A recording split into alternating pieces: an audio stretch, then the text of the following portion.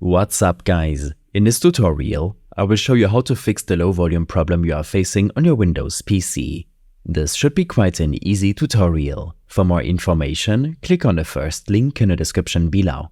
First of all, to resolve minor software glitches that might be affecting the audio output, proceed to restart your PC.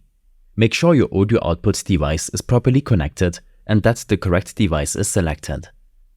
Next, ensure your audio drivers are up to date. Outdated or corrupted drivers can lead to sound issues. Open up your device manager by searching for it in your Start menu search. On this window, expand your audio inputs and outputs. Right-click your selected sound output device and click on Update Driver. On this window, select Search automatically for drivers and wait a moment until the driver software is installed. Next, adjusting the sound quality of your speakers can also make a significant difference. Go to the sound settings by searching for it in your Start menu search. In your sound settings, scroll down and select More sound settings to open up your sound control panel. Right-click your default playback device and select Properties.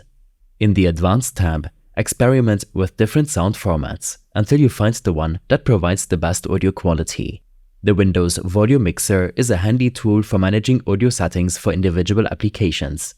Ensure that the volume for the specific application you're using is set to the maximum. You can access the Volume Mixer by right-clicking on the speaker icon in the taskbar.